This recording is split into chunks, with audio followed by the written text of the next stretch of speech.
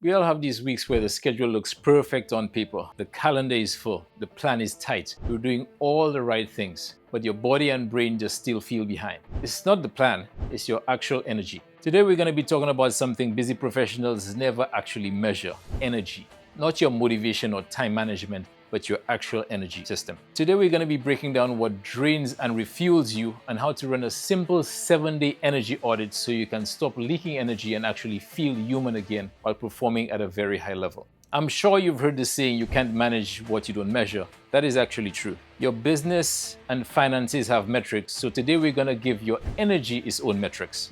A lot of people think motivation is fuel. I just need to get motivated again. But motivation isn't stable. It's up and down, and you just can't rely on it. What really matters isn't motivation, it's your energy system. Most busy professionals don't lack discipline, it's usually a lack of awareness. You can have all the discipline in the world and everything right on paper, but if your energy system is out of whack, burnout is just the only outcome. I don't know if you guys remember Naomi Osaka. She was a 4-time Grand Slam champion all before her mid-20s. I mean, great, huge success, massive expectations. From the outside, everything looked dialed in, but the pressure, the schedule, the constant output, it all created an imbalance you couldn't see from the stat sheet. In 2021, she stepped away from tennis after withdrawing from the French Open to prioritize her mental health, and she openly shared her struggles with depression and anxiety. That decision sparked global conversation about athlete well-being and the pressure of professional sports. A lot of people didn't understand. She wasn't being lazy or stopped caring, her system was simply overloaded. That wasn't a sign of weakness, it was a deliberate act of energy management. She chose to protect the most valuable asset she has, her mental and emotional well-being.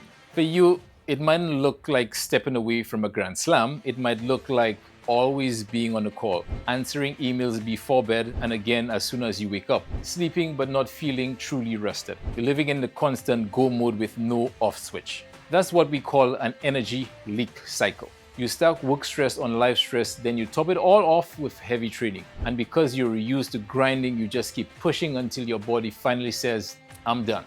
The problem isn't your drive, it's that you never actually audited how your energy system is actually functioning. So, how do we fix this? I use a system with my clients called the Energy Audit Framework. It has 3 simple parts: input, output, and recharge. Think of it as a dashboard for your life. Once you can actually see where your energy is going, you can stop guessing and start managing it like a real system. The first piece is input.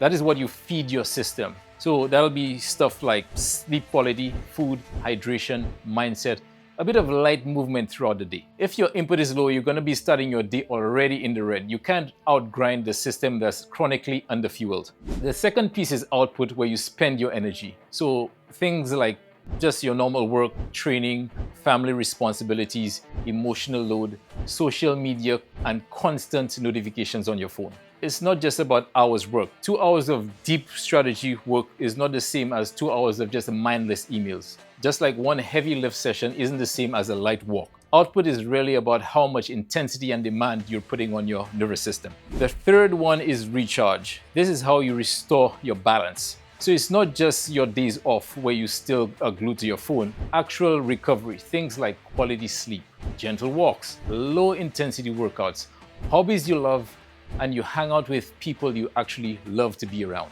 Most busy professionals I work with have decent input, massive output, and almost no recharge. All right, so let's make this practical. At the end of each day, I want you to rate input, output, and recharge from 1 to 5. 1 is going to be obviously low and 5 high. We're not judging you here, you're just collecting data. You're not grading yourself as a person, you're just getting a clearer picture of how your system actually operates. Performance isn't about perfection, it's about noticing what's happening before you actually crash. So what happens when you track this for a full week? You start to see patterns that were invisible before. The point of the energy audit is not to create a perfect balanced life. The goal is awareness and adjustment. Once you see the pattern, you can change the pattern. You can't fix what you're not willing to look at. Energy is the foundation of everything: your training, your career, your relationships, your ability to show up as the person you want to be. When you manage your energy intentionally, consistency stops feeling like a grind. It starts feeling like the actual natural outcome of a system that actually works. All right, so here's the action steps for the week. Run your own 7-day energy audit. Each night, rate input, output, recharge 1 to 5. Don't worry about a perfect score. We're just collecting data here. At the end of the week, look back and ask yourself, where was I consistently low?